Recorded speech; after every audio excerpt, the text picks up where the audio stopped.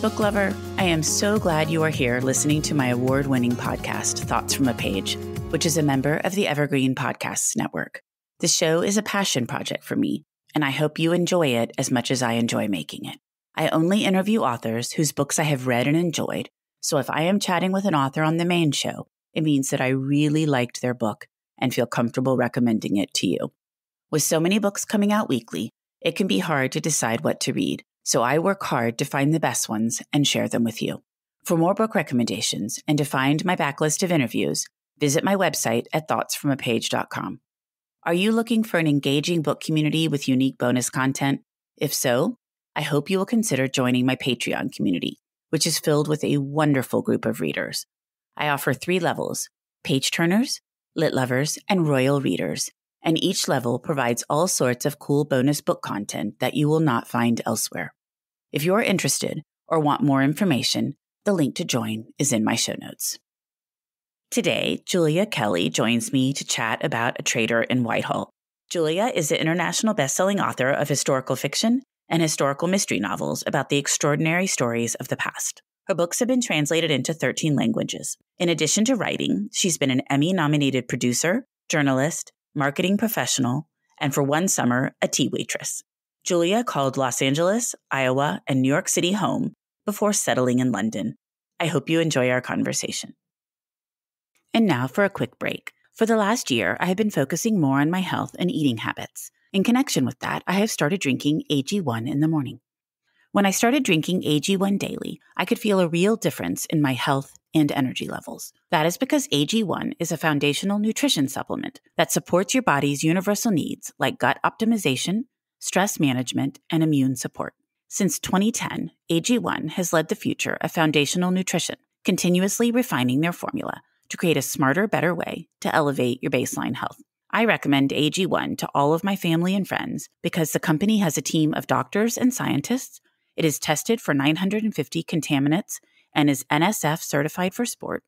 It is formulated based on the latest science, and it maintains high quality standards. Thanks AG1 for sponsoring my show. AG1 is a supplement I trust to provide the support my body needs daily. If you want to take ownership of your health, it starts with AG1. Try AG1 and get a free 1-year supply of vitamin D3K2 and 5 free AG1 travel packs with your first purchase. Go to drinkag1.com/thoughtsfromapage. That's drinkag1.com/thoughtsfromapage. Check it out. And now back to my show. Welcome, Julia. How are you today? It's wonderful to be here. I feel like it's been ages since we've chatted, and that just means that it's been between book releases because the publishing world takes so long for new things to come out. I know, and I'm so glad you're back, and I loved A Traitor in Whitehall, so I can't wait to talk about it. Oh, thank you so much.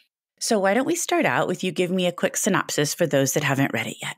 Well, A Traitor in Whitehall is the first book in the Parisian Orphan series, which is a historical mystery series that I've launched with A Traitor in Whitehall. It's about my amateur sleuth, Evelyn Redfern. She is a young woman working and living in wartime London. It's September 1940, and she is recruited from her job in a munitions factory by a mysterious friend of her parents. Her mother has passed away. Her father is estranged. So this is the first time she's seen this man for a long time. But he recruits her to kind of be his eyes and ears in the Cabinet War Rooms, which is Churchill's secret underground bunker. She doesn't really know why he wants her to do this. He's very cryptic. He doesn't give away much. But she knows that what she's doing must be important in some way or another. What she doesn't realize is that on her second shift on the job in the typing pool, she is going to stumble over a dead body, the murdered body of one of her fellow typists. And this, of course, triggers a murder investigation. And Evelyn, being the dedicated detective fiction and mystery reader that she is, she becomes very unimpressed with the investigators who are sent in to figure out who the killer in this very secret, very enclosed environment is. And so she takes it upon herself to go ahead and try to figure out who the killer is, and also stop a mole who is working in the Cabinet War Rooms, trying to undermine Britain's efforts in the war. So my first question for you is, after writing historical fiction for a while, Why did you decide to tackle a historical mystery? Well, I've always been a great lover of mystery novels. I come by it very honestly. My mother is a great, great reader of mystery of all type. My father also loves mysteries, and I've been reading them for a very long time. I sort of came to historical fiction, which we've talked about before, through having read and written some romance and really wanting to explore some different stories within historical fiction. So a lot of what women were doing during the war, sort of big emotional coming of age or, major turning point in a woman's life. That's usually what I focus on. With this, I had this idea for a mystery that I actually got the idea while I was at the Cabinet War Rooms, because it's now the Churchill War Rooms, a museum in London.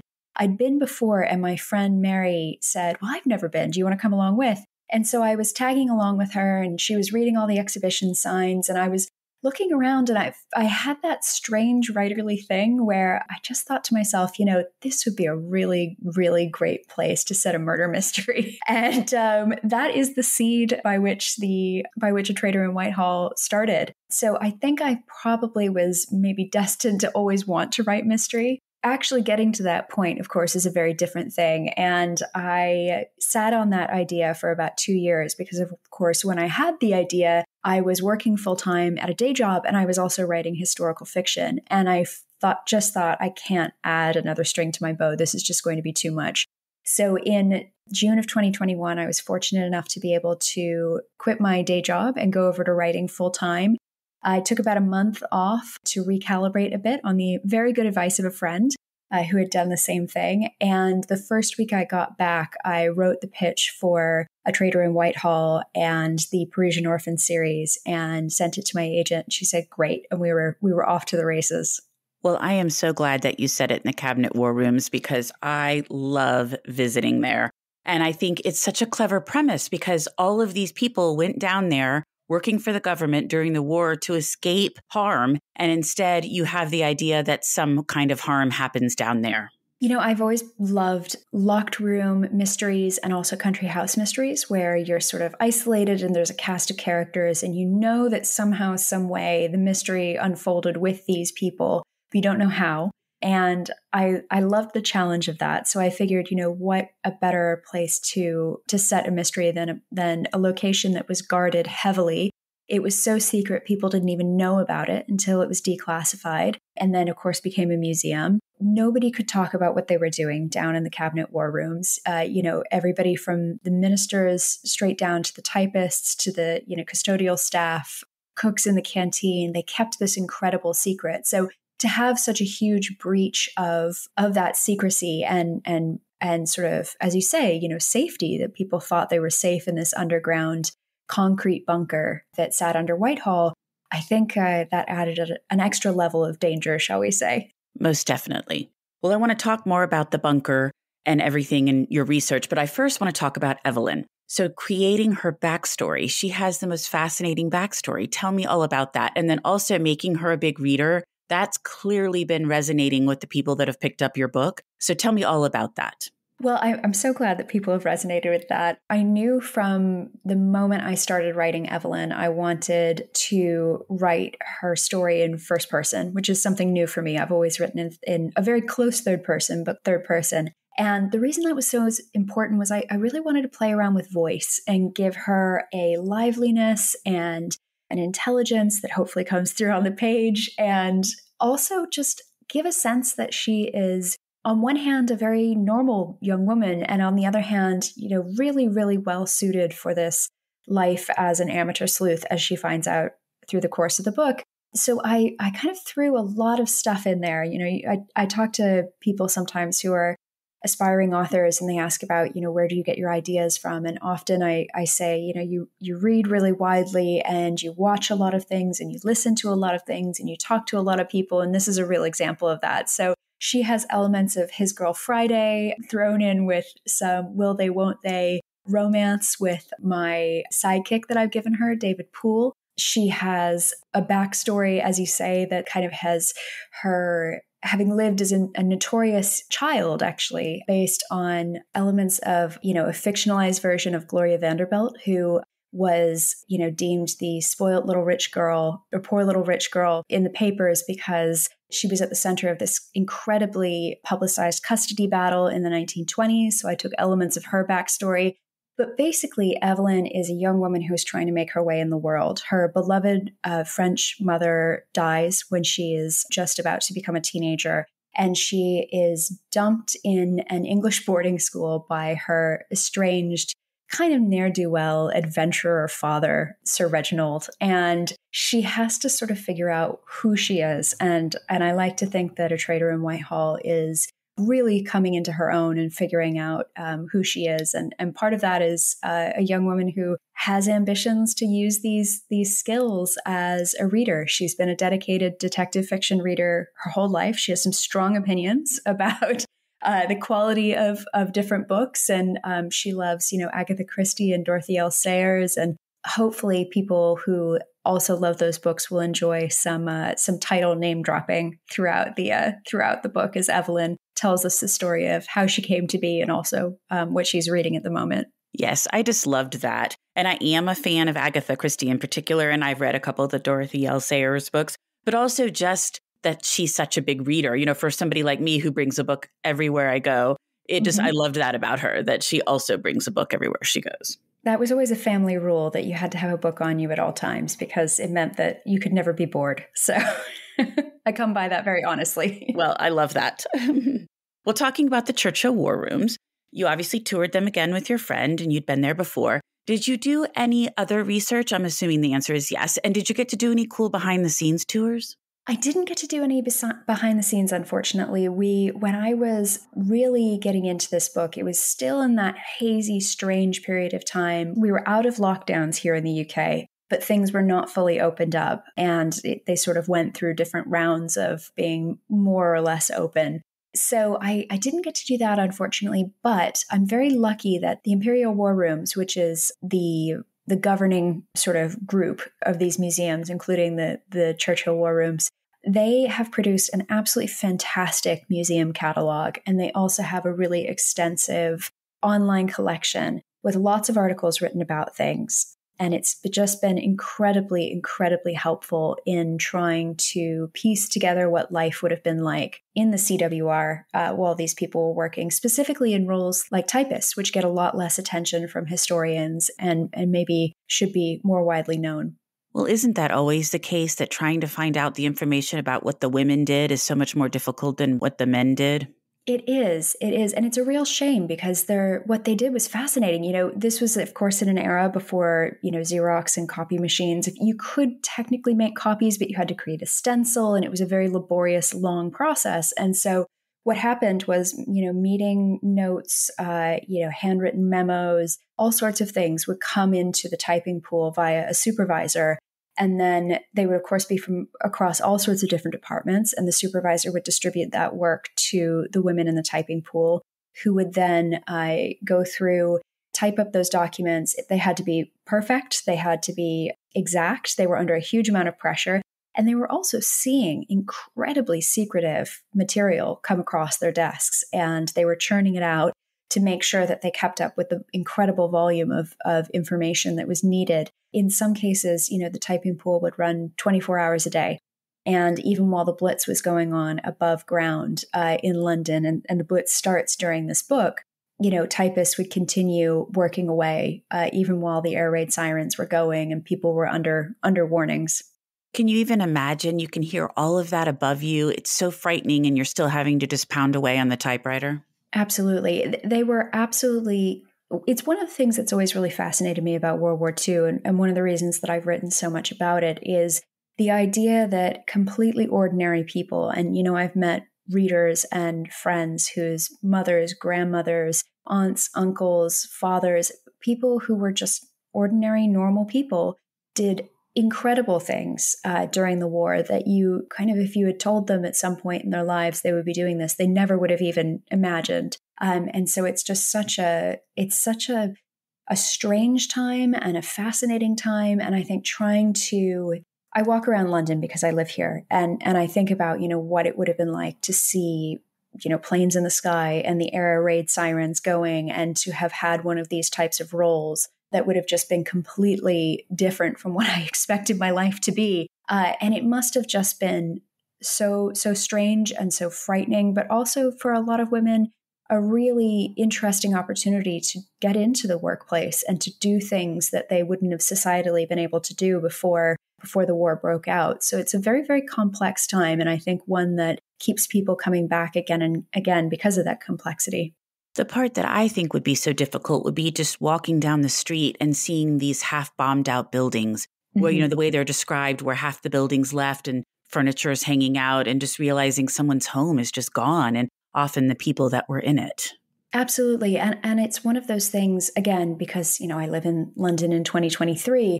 I remember when I was working in my day job, I was chatting with a man who had just come on board, and he had grown up in Balham, and he remembers Balham in the 80s and 90s. And there were still areas that were undeveloped because they'd been hit by a bomb. And so it was just an empty lot. Now, you know, that's a very desirable area of London now. So it's sort of impossible to imagine what that would have been like. But even decades after the war, you still had areas that were that hadn't been rebuilt. And in fact, this book is set on the entrance to the Cabinet War Rooms, and the Churchill War Rooms Museum now is on Horse Guards, which is right across from St. James Park. And a couple of weeks ago, as of when we're recording this, somebody found an unexploded grenade in St. James Park, and it had to be evacuated. I mean, this is what London is like sometimes. It's not that unusual to find unexploded bombs and grenades and different things. And of course, they, you know, vacate the area and they do a controlled explosion and all of those things. But you do get a bit of a reality check about what happened here and what that might have been like every once in a while.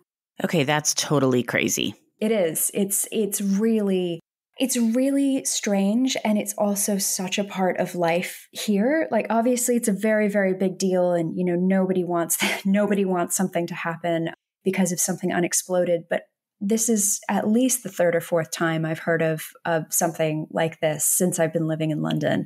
So it's not uncommon. It's not common, but it's not uncommon. Well, and it makes sense because the war did really impact the city for a long time. Absolutely. So how is writing a mystery different than writing standard historical fiction? Well, a couple of things. When I went to write the pitch, the first version of it, I sat down and I usually write a synopsis to try to get everything out of my head and onto the page and make sure that I have a full story. It's not just a great beginning and a great ending with a lot of hand waving in the middle. Because I've run myself into some trouble in the past when I've done that, not really knowing where the book is supposed to go. So I really try to flesh out what it is that I want to write. So usually it ends up being about maybe 7, 8, 9 pages, single spaced. And I wrote it all down and I looked at it and I thought, well, you can really figure out who the murderer is because I only have like 4 characters named on the page here. I thought, all right, that's a little different than historical fiction, where you do tend to really focus in on, who are going to be your characters who have the biggest emotional turning points or kind of prompt realizations for the main character. So I had to step back and I had to sort of build a cast of characters, a cast of suspects for myself, and some, helpers and some witnesses and various other people. So that was one lesson. And then the other was, normally I would focus really closely on the emotional arc of my main character and sort of these big moments of realization. And that's really what I hang the story on and kind of build out from there. And in this case, it was actually, what are the turning points in the case? What are the red herrings? What are the moments where, we think that the mystery is solved, but it's not? And how do I keep everything from rushing to the conclusion too quickly? And so it was a very different process from writing a historical novel in that regard. And then, of course, the writing of the book, at some point you have to sit down and you have to write the book. And so that felt very familiar. But certainly when it came to putting all the pieces together and trying to make sure I was answering all the questions and, tying up knots and making sure that, I knew why characters had done certain things, it was a bit of a different exercise. It was really focusing on the puzzle. Dropping in the red herrings, making sure when you got to the end to reveal the villain that the reader's like, that makes sense. But they weren't like, I knew who that was from page 10. Yes, exactly. And I can't remember, I'm going to misattribute this because I can't remember who it was, but one of these great, golden age of detective fiction authors said something along the lines of, you want ideally your reader to have figured out who did it about a half a page before your detective did. So they feel like they were really in on it. They really got it. And then the big reveal happens and they can feel so smug about the fact that they figured it out a half a page before the detective. And I thought, okay, well, I will aim for that. We'll see how I do about actually hitting that. I like that. I'm not sure I've heard that before. I'll have to figure out who it was who I read. I read so much in researching this because I thought my knowledge of Golden Age fiction was pretty good. It needed some padding out. Let's just put it that way. It's a bit like sitting down and thinking you really know a subject and then realizing that you need to do a bit more background reading because everything that you thought you knew is about 15, 20 years out of date. So I had read a huge number of Agatha Christie's when I was sort of 11, 12, 13, 14 years old. I've gone through a huge amount of her backlist, but not only can I not use all of that backlist because the book is set in 1940 and she had such a long career, she was writing for so long, I also didn't remember elements. And so I had a really fun time going back and rereading a lot of books and discovering some new to me novels as well for authors who I thought Evelyn might enjoy. I also think it's really different to read to enjoy versus to read for research. When you're actually going to be writing about it is very different than just reading the story for enjoyment. Absolutely. I think, you're looking for different things, certainly. And there's a difference between that story just washing over you as opposed to going, okay, structurally, what are they doing here that is making it so that this all works out in the end? Exactly. Like I don't think about the second part of that at all when I read. No. But I could see where you would need to. Yes. Well, what surprised you the most when writing this one? I think I this is going to sound so silly, but I just really enjoyed it. I was shocked at how much I enjoyed the sort of breath of fresh air that was writing first person narrative, how much I enjoyed writing Evelyn in particular, and how much I enjoyed the mental challenge of the puzzle that comes from mystery. And so I think it was a really wonderful counterbalance to some of the other books that I have been writing, because as I was writing this book, I was also writing my most recent historical fiction book, The Lost English Girl, and they're very, very different. And I think that difference really helps as an author keep things fresh and keep things interesting. So I actually ended up finding out I absolutely love the balance of doing both and kind of moving back and forth between historical mystery and historical fiction. You just led me into my next question because I was going to ask you, are you going to keep writing both? So you wrote them at the same time? Sort of. I had a bit of a mad publishing schedule where I wrote The Lost English Girl and I thought, I've done this before. I can go ahead and write this. I'll be fine. I quit my job. And it turns out that when you quit your day job and you've been writing for 10 years with a day job, you take all of the structure out of your best laid plans. So I knew how to write a book working, and snatching time in the evenings and on the weekends. And it sounds very strange. And it is very, very privileged to have this problem. But writing when you have a working day ahead of you rather than just a snippet of time, it leaves you with a lot of time to overthink, a lot of time to kind of waffle a bit. And I think I did both. So I ended up putting some discipline back into my life, which was helpful.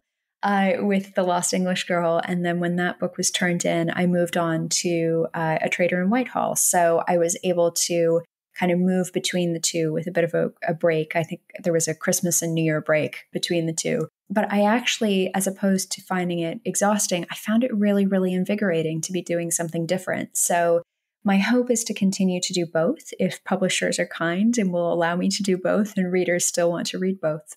Well, that's impressive. Thank you. Sometimes it feels a bit mad, but in a good way. Absolutely. Well, tell me about the title and the cover. Well, it's a poorly kept secret that every book that I have ever written has gone to press with a completely different title from what I initially thought it would be. This book was actually untitled for a very long time because I just didn't know what I wanted to name it. And my publisher came up with the title. So A Traitor in Whitehall is, of course, all about a hint at what you'll find in the book. So I did mention that there's a mole at the heart of this story as well. So there are kind of a couple different cases going on at once. And Whitehall is the kind of, in the same way that somebody would say, you're working in Washington in the US, Whitehall is sort of the center of government and where all the action was happening. So that's where the Cabinet War Room's bunker is. And so it was an important part of that as well. When it comes to the cover, I absolutely love the cover for a couple of reasons. One of which is I just think it looks fabulous. I don't know if this is actually the case, but I think that the woman on it looks rather like one of the women on the cover of my first historical novel, The Light Over London. And so to me, it's a really nice nod to that connection. I have no idea if that was intentional or not, but this cover went through a couple of iterations. I'm looking at it right now. And originally, it's very subtle, but there was no lipstick and there was no flower. It was just the Spitfires going over the bridges and Big Ben. And so I was looking at it, and my agent was looking at it, and she said, there's a little bit of lightness and a little bit of wit to this book, and I'm not sure that that's coming out right now. So she emailed my publisher, and she said, how would you feel about adding an element? And that's where we got the lipstick and the flower. So Evelyn's knowing smile is on the cover, and the flower has made it to both Evelyn's hat and also on the spine as well. And hopefully that gives readers a little touch of the sort of wit and humor that they'll find in the book as well. It has some very serious subject matter in it. Of course, it's set during war, it's set during the Blitz, but there's another touch to it as well that we wanted to hint at. That's why I always love to ask this question, because so much goes into covers, and I don't think people always realize that, and it's fun to hear some of the behind the scenes. Well, and I think people don't realize how little most authors have to do with their covers, because I'll be completely honest, I am not a visual arts person. I am a words person. And so, don't leave me with a cover and expect something good to come out of it. So I have a huge amount of admiration for the art department. And I think my agent was spot on about a little touch here and a little touch there, but really it was almost there from the moment we saw it. So I've been very, very lucky in that regard. Well, before we wrap up, Julia, what have you read recently that you really liked? Well, I have to say, I read one book that has sort of overshadowed everything else because it's just been so incredibly fantastic. I don't know if it's getting the same attention in the US as it is here, but it's Alice Winn's In Memoriam, which is a book about two young men who are together in boarding school, and they have this kind of secret, unrequited love between the two of them. Neither knows about this. And they're sent off at various times to the front in World War I. And it's about them kind of their lives when they come together and are separated, and what happens to them during the war. And I just thought it was beautiful. It's wonderfully written. It's wonderfully researched historical fiction if people are interested in World War I in particular. I thought it was incredibly well handled, beautifully written. I just can't rave about it enough. I really, really think it's a fantastic book. People have been talking about it over here as well. I have no idea comparing there versus here, but I do know people have been raving about it here. It got a lot of attention here because it won the brand new Waterstone's Debut Fiction Prize. So just to give you an idea, it's been critically very acclaimed, but also incredibly popular as a read. So the critical praise and readership seems to be following it. That's always nice when that happens. Absolutely. Well, Julia, thank you so much for coming back on the Thoughts from a Page podcast. It was delightful to chat with you. Oh, thank you so much. I always enjoy this. Coming up on 5 Minute News, I'm Anthony Davis. You might think it's partisan because maybe it's critical of one side or the other, but it's not. It's just the truth. And I think that's also something that's kind of unusual for Americans listening to the radio or to podcasts, because the news landscape in the States has been so partisan for so many decades. So 5 Minute News is verified, truthful, independent, unbiased, and essential world news daily. Thank you so much for listening to my podcast. I would love to connect with you on Instagram or Facebook, where you can find me at Thoughts from a Page. If you enjoy this show, please consider joining my Patreon group to access bonus content and support the podcast. If you have a moment to rate the show or subscribe to it wherever you listen to your podcasts, I would really appreciate it. It makes a big difference. And please tell all of your friends about Thoughts from a Page. Word of mouth does wonders to help the show grow. The book discussed in this episode can be purchased at my bookshop storefront, and the link is in the show notes. I hope you'll tune in next time.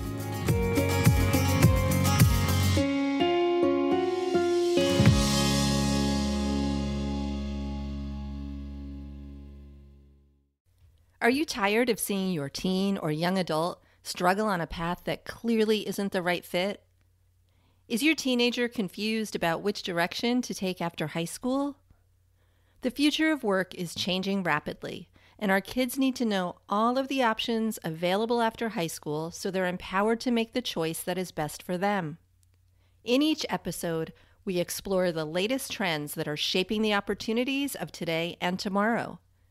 I'm your host, Betsy Jewell, and this is the High School Hamster Wheel Podcast.